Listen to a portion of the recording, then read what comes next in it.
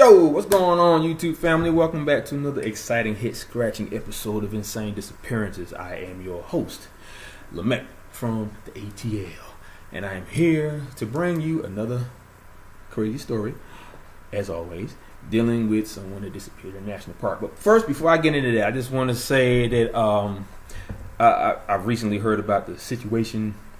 Well, I mean, everybody's heard about the situation with the Hurricane Irma, hitting Florida. But I'm gonna tell you, there's some weird phenomena that's happening. Like, a friend of mine from my job sent me a video on Instagram of what happened to the oceans of the Bahamas. And it's real windy over here because it hit my area, so it's like crazy. There's already some trees down in certain parts of the area that I live in. But there was two photos that she sent me. There was one of what happened to the oceans in the Bahamas, and then there was one where she showed me where the ocean from the Bahamas went, and that's straight into Florida. But if you can see here, this is the shore of the Bahamas. Now, as you can see, from the shore all the way out to the horizon point of the ocean, you don't see nothing but land. Okay, now that is probably about the creepiest thing I've ever seen in my life. I have never seen anything like that before. How the ocean could be sucked up that much by a storm, I mean completely, and sent in the direction of Florida, flooding the half the town, which of course the water has receded since then because of the drainage pipes that they have underneath Florida. But at the same time, when it happened, it was like total pandemonium. Now, this is another photo of the area. This is actually a video, but this is the photo of everything, at that point. And the guy that took the video, or one of the guys that was in the video, jumped down off of where he was, and he just landed right on the ground instead of in the ocean. Now, this, of course, is where the ocean from the Bahamas went. Okay, it flooded downtown Miami. So to all of my Floridians that are watching my channel, I just want to say good luck to you guys. I know some of you guys are here in Georgia because of what happened. And I just want to say that I'm praying for you guys and hope that you and your families are going to be okay. And I hope that when you go back to your lives, it will be just as good as it was before all of this happened. So big ups to you guys, and I'm praying for you. All right. Now, on another note, like I said, here in Georgia, the storm hit, and it's very, very windy out here. The trees are already down in certain areas. The power just went out in my house no more than maybe 30 minutes to an hour ago, and it came back on. As you can see, the lights were on, but every once in a while I get that little flicker, on the lights. And good thing that my laptop operates on battery power, so I don't have to worry about that cutting off. So I can still operate this and send you the information that you guys need, for what you listen to on my channel. But anyway, boy, it's going to be a crazy day. My mom doesn't want me to go to work. She wants me to stay home, but I don't know about that because I'm a money grubber. I like to make my money, and it's not really that bad as what they say it is. I know some businesses are closed because of the weather, but it's windy outside and there's a little bit of rain, but it's not bad enough for me to stay home because, I got to make my money. I got a house to take care of and a daughter. So, a man's got to do what a man's got to do, right? Anyway, okay, now today's story is going to be about a young woman named Amy Wroe, spelled W-R-O-E, Bechtel. She, at the time, was 20. Well, she was about to be 25 years old. Now, it says here, Amy Wroe Bechtel was just 10 days shy of her 25th birthday when she went missing. She was last seen on July 24th in 1997 in the small town of Lander, Wyoming. She and her husband, Steve Bechtel, had recently purchased a home of their own in Lander. Amy and Steve were both involved in the outdoors, and Lander was the perfect place for them in that regard. Steve was heavily involved in the rock climbing scene, while Amy was more focused on running. which she had done since high school. Obviously, she obviously was on the track team, and she must have enjoyed the vigorousness, with the wind.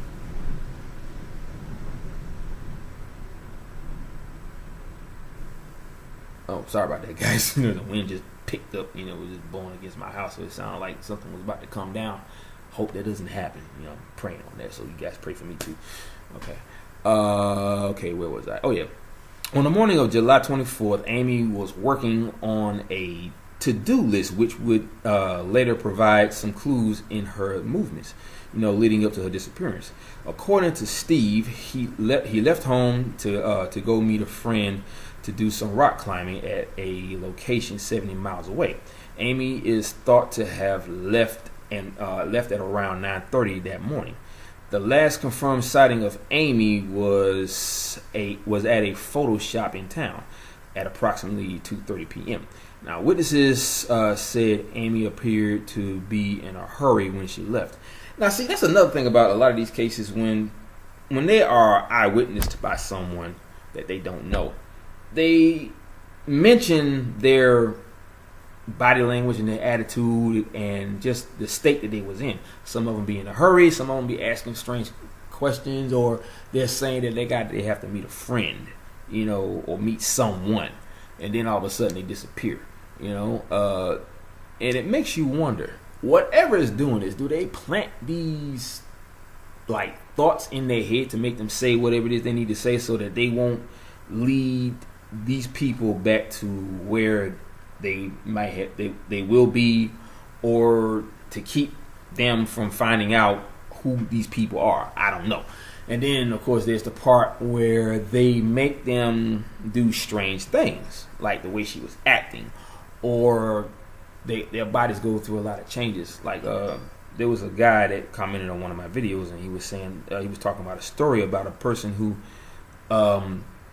was walking on a trail, and he was led to a certain spot by a guttural growling noise, which all of a sudden he started getting extremely hot, and he started stripping off his clothes. And this was in like the winter. Okay, so there's my lights. So he said that he was like in some kind of a trance, like whatever that guttural growling noise was, it was leading him to whatever this was. And his friends caught up with him, and they grabbed him, and then that's when he snapped out of his state. And he was saying how he was getting real hot, so he had to take his clothes off, and something was leading to him, and he was like extremely thirsty while this guttural noise was leading him to wherever it was leading to. And he was walking towards some thick brush that probably had a little ravine that he could have fell into. And he said he was extremely thirsty, like as if it was some kind of a drug, where he just had to get to water, or he had to get to that spot where he was, spotted at. But other than that, that was pretty much all the information. But anyway, let's see. Let me get back to where I was. I want to make sure I get. Oh, okay. 2:30 p.m. Okay. That's confirmed something. All right. Now, witnesses said Amy from downtown. That Amy appeared to be in a hurry when she left. She then headed to Loop Road, which is just under 3 miles southwest of from downtown Lander.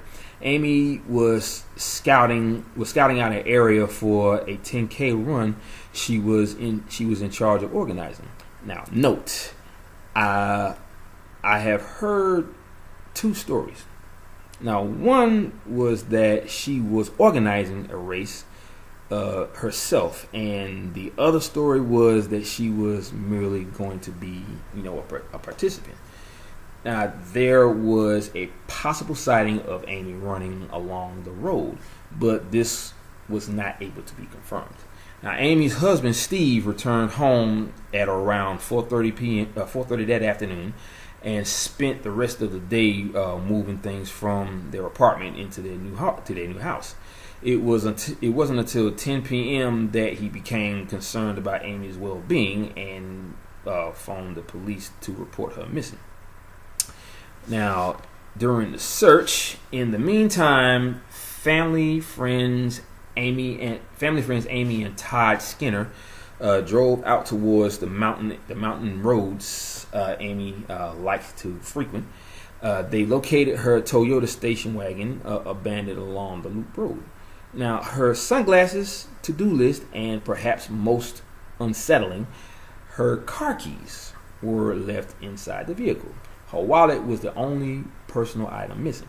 Now, see, that is one big characteristic in all these cases. A lot of the times, their belongings are always inside the truck or car, keys alone, every single time, no matter what case it is. Excuse me for 1 second, back up.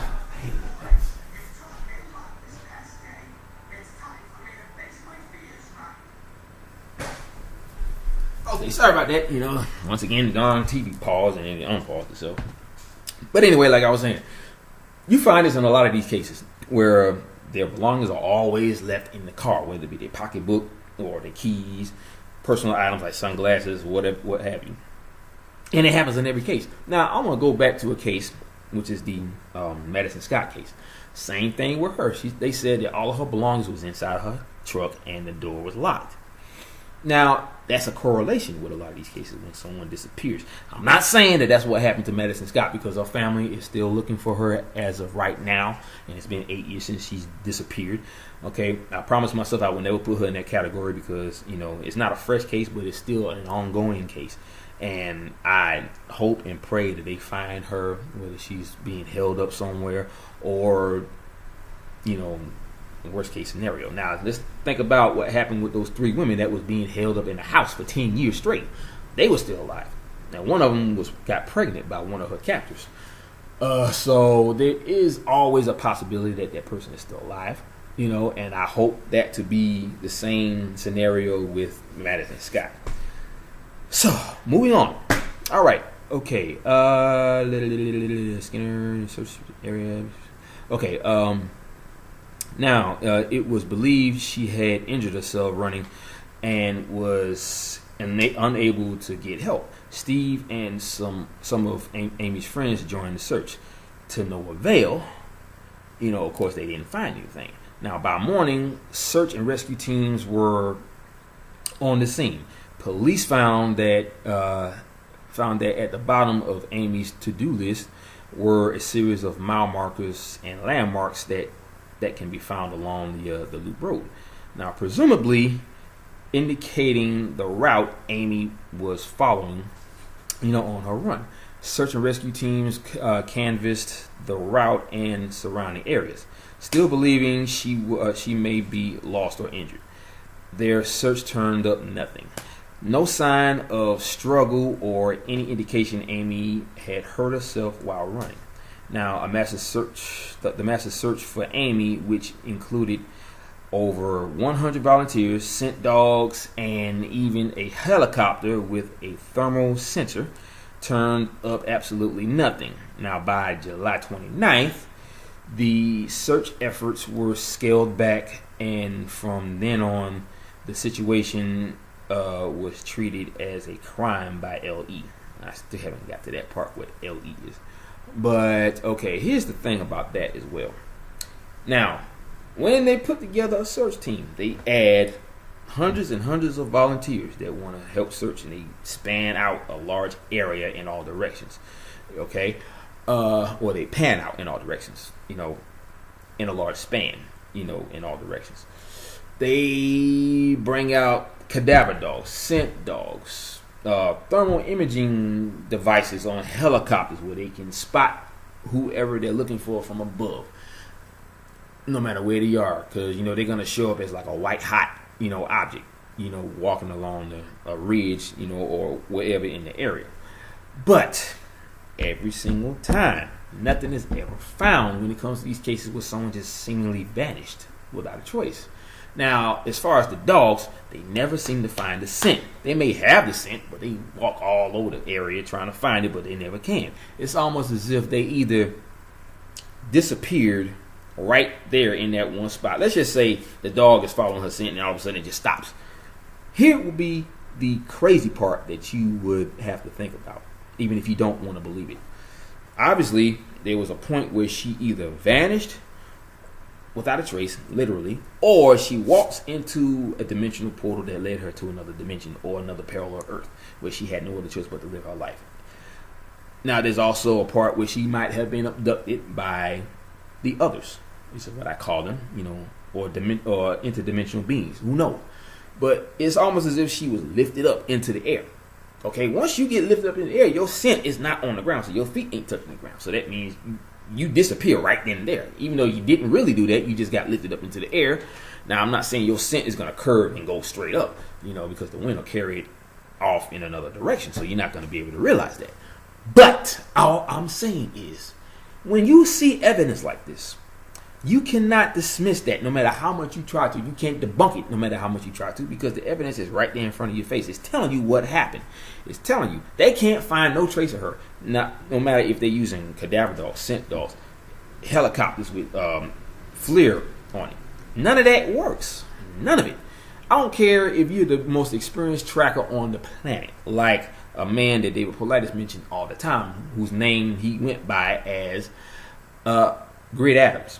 Okay, he was one of the top, trackers and search and rescue guys in the county that he lived in, or in the country. And if I'm giving him too many accolades, that's because I've heard that he was the best. So he can tell you right off the bat that something ain't right. Or whoever told the family is a certain information, he knows that they were lying. But anyway, the fact is that you have to believe that something weird is going on. You can't say, oh, I don't believe it, because I look at it like this here. If someone comes forward with that kind of information, you look at all the times where you talked about this case hundreds and hundreds of times. You heard David Paulides talk about it hundreds and hundreds of times. And he always said that he would love to get a chance to talk to this person, like the situation he went through with Stephen S. Kubacki. He didn't want to talk to nobody. Now, I'm guessing that they removed the memory of that moment in his life, okay? But they left behind the fear of what happened to him. So he knows not why he's so scared of the fact that something happened to him to the point where he don't want to talk about it. But he just knows that whatever happened to him, it scared him to no end. He didn't want to talk about it. And he said it. He said, well, I don't want to get no hypnosis because I'm not crazy. That's what he said. That's what they were polite said that he said. So, hopefully one day he will want to talk about it. I don't know when that's going to be, but if that day comes, hopefully David Paulides will be right in front of him, interviewing him or talking to him, whatever he would have to do in order to get, the information. Now, with the situation with the person that I interviewed, that is a direct correlation of what happens to people in national parks. That has a very strange story to tell. Okay, now people who have not gone into the parks to hike, now there are some people that have. Now these people may not have went through what she went through, and I understand that. So you don't have that mindset to believe what she is saying. Some people do, some people don't. But you have to realize that sometimes bad things happen to people, sometimes good things happen to people. The good part meaning they don't go through those kind of situations. They go in, they come out. But a lot of the people that do go missing eventually are the ones that have been hiking and camping and walking the trails, doing whatever, mountain climbing. They have been doing that since they were like probably knee high, to a private eye. Anyway, I'm talking about they probably was like 13 years old when they first started hiking and doing all that outdoorsy stuff.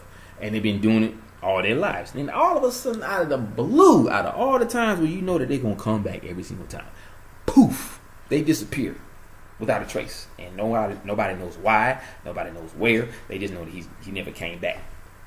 And when they try to search for him, they don't find no trace of him. All the evidence they could have had with him disappears. Another perfect example, Stacy Ann Harris, which is one story that David Paulides always talks about because he said it was in his backyard, and so he felt touched by this story. This young woman goes down a like an embankment where there's like a boulder field that is surrounding a lake that is also surrounded by a road, like a bunch of trees, and there's like a line of trees with a path on one side of it. The older man that was supposed to have been going with her, who decided he wasn't going to go, he was too tired. I mean, he was elderly. I think he was like 72 years old or something like that. He sits down on the boulder and watches this young girl walk down this path where this boulder field was, Well, from the pictures that I saw, it wasn't an embankment. It was just a bunch of boulders sitting on the shoreline, going all the way back to where they were at Sunrise Camps. And then you got the lake, and you got all these trees. He watched her go between a row of trees, and that was the last time she's ever been seen. When the search and rescue teams found nothing but her lens cap, they said that's all they found. But here is where the part that I think about gets very weird. I think she saw something when she went through that row of trees, and by her having her camera with me, she took a picture of whatever it was that she saw. Now, here's where it gets even crazier. The government or whoever else that was involved in her case knew that she found something because they found her camera and saw that it was something on there that they didn't want no one to know about. So what do? They confiscate the camera, but they leave behind the lens cap, and that's it. That's all they got on there.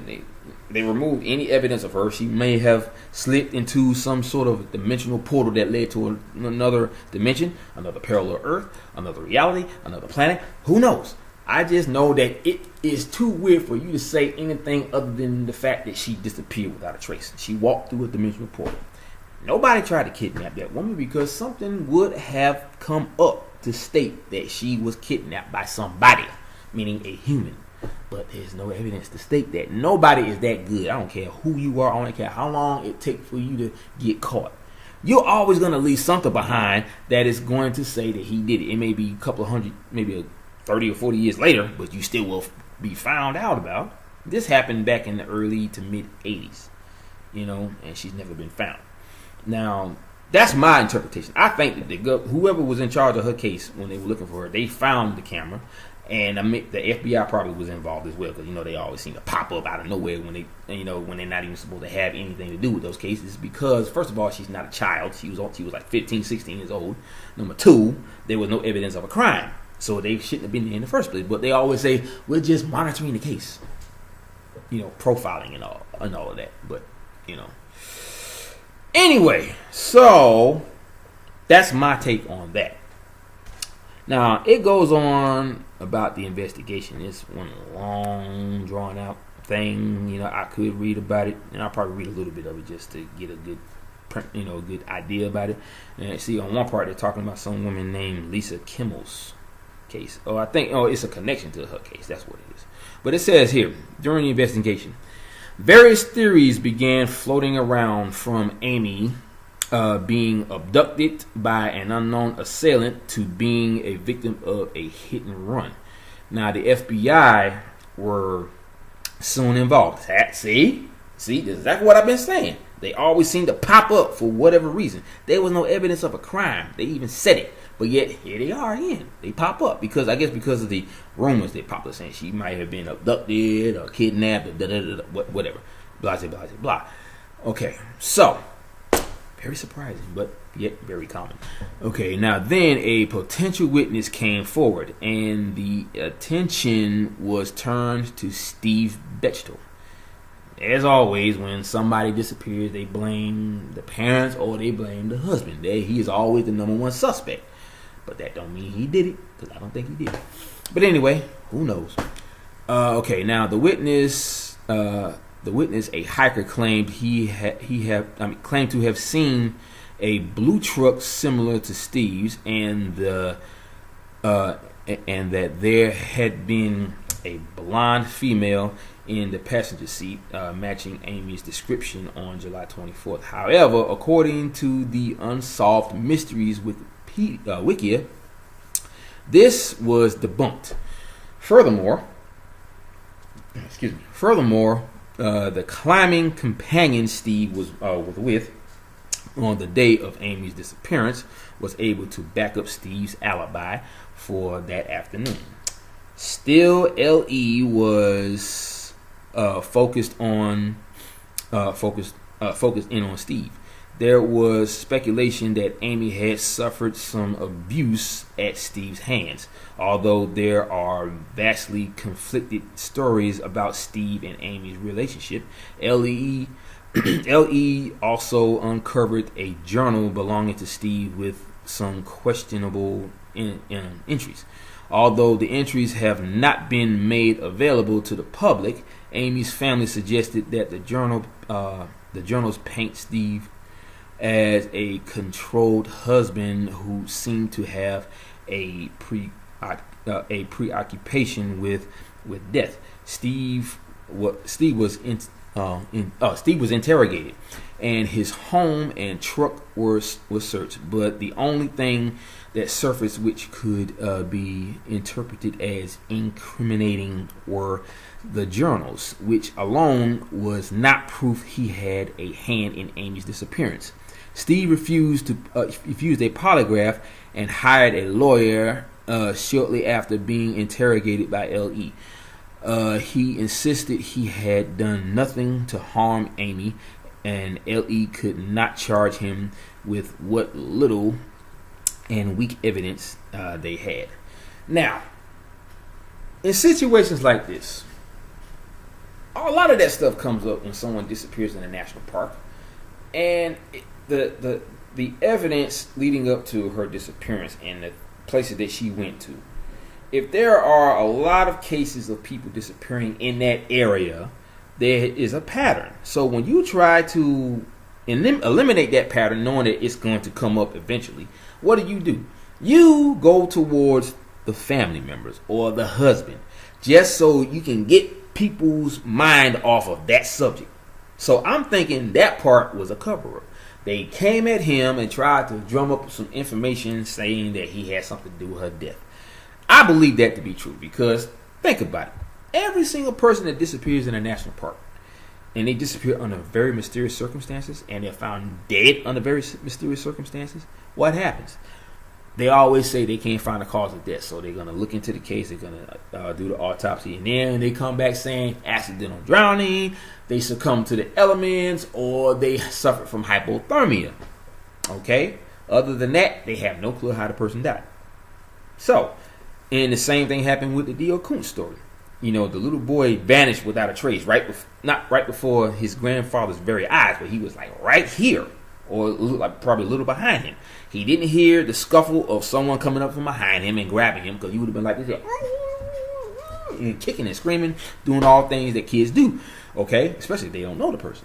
You didn't hear no bear come up behind him. No bear is gonna sneak up on a child without making some kind of noise. You're going to hear something. You're going to hear the sound of their feet hitting up against the gravel on the ground or the dirt. You're going to hear them skidding across or scuffing, whatever. You're going to hear all that stuff. They didn't hear nothing. And sound is never present whenever people disappear in a strange way. Just like the person I interviewed a couple of weeks ago last month. There was no sign of sound when she disappeared from the sight of her friends. They didn't hear anything either. They didn't even hear that loud boom. Okay, so with that being said, whenever there's a strange case dealing with national park disappearances and the evidence that surround what could have happened to them that doesn't make any sense whatsoever, they're going to cover that up every single time so that we won't figure out what really happened. And why they don't want us to figure out what really happened, I don't know. Is it because they can't control what these beings are doing, knowing that they could be the ones that disappear too? So they develop some kind of partnership saying, well, you can do whatever it is you do just as long as you leave us alone. Now, mind you, I'm pretty sure these interdimensional beings have been coming here long before we even set foot on this earth. Okay, long before Adam and Eve, I'm pretty sure. So they feel like they have more stake. They have a stake in this planet than we do, I would imagine. They've been living here for thousands of years.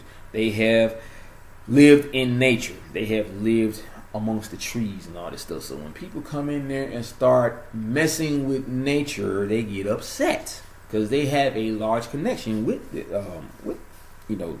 nature.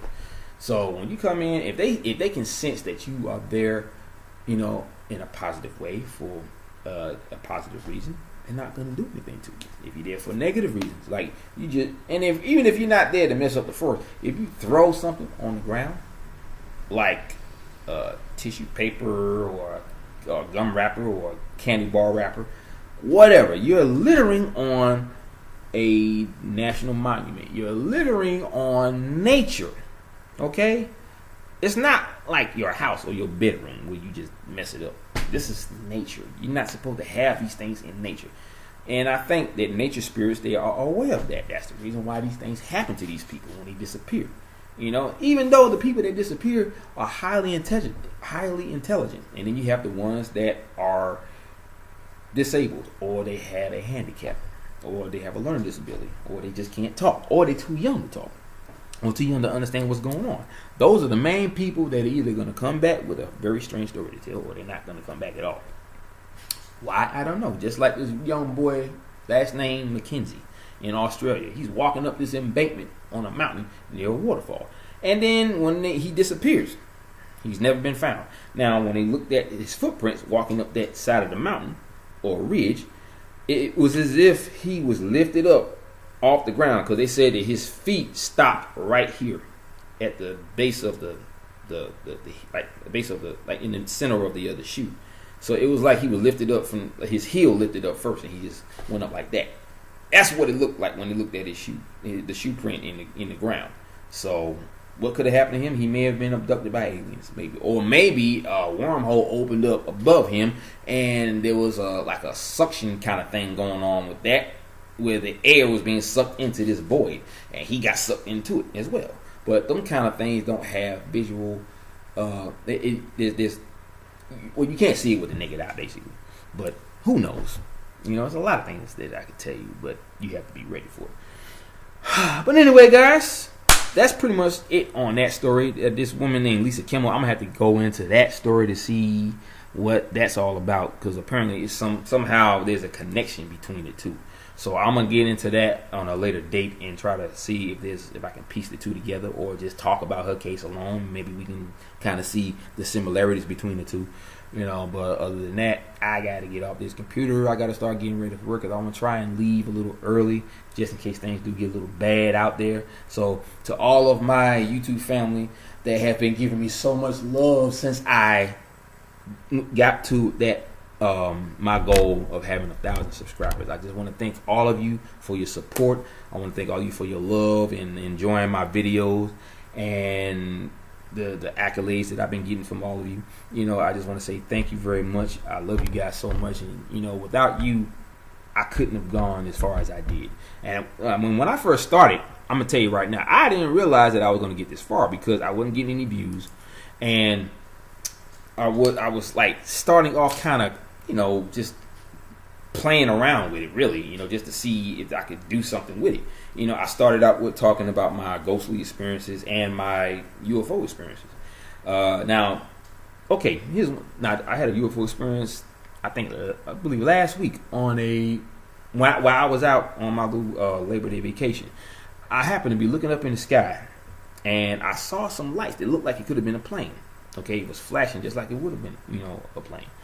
But anybody that has looked up in the sky and saw a plane passing over their head at night, or even during the day, you know that if you see the plane going by or going over your head and it goes off into the distance, I'd say about maybe 5 to 10 seconds later, that's when you hear the roar of the engines following in behind the plane.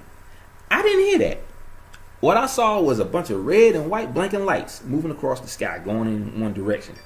And I started to realize, wait a minute, I don't hear the sound of the engines, so it's got to be a UFO. UFOs don't make any noise, okay? And that's exactly what happened. I saw a UFO. It was pretty high up in the sky, but I could tell that it wasn't no plane. And I don't care how high up a plane is, you're going to hear the sound of the engines roaring in behind it. It happens all the time. Within 5 or 10 seconds, you're going to hear it coming up behind it. Because I guess that's just how sound travels. Sound travels very fast, but when it comes to solid mass and sound itself, they separate each other. They're not connected. So you're moving away from it, and boom, it's coming right in behind you. But I'm not a physicist or anything or whatever. But anyway, the whole point is, I saw a UFO that night. So I'm still having my UFO experiences and my ghost experiences. Now, a couple weeks before I had one, but I'll get into that on a later date. But anyway, like I said, thank you so much, everyone, for giving me the love and the support, on my channel, and getting me to 1,000 subscribers. And I want to get even higher, so that's why I need you guys' help. Supporting me, watching my videos, and copying and pasting them to other people's channels. Sharing it with your family and friends, and just to hopefully they're just as interested in this kind of talk as I am, and as you as well. So to all of you from here from me, and thank you. I love you so much. And I will keep on keeping on. I'm going to make sure that you guys are supplied with the best information that I can gather from either the internet or just from up here. So, I'm just saying, I'll do my best. I promise. So, without further ado, you know how I do it at the end of all my videos. Aloha, mahalo, and hu yo bada, and wahinis. Peace out. Have a great day. Oh, and to all of the ones that may be experiencing a storm, from Irma, stay safe. All right. Peace out, guys.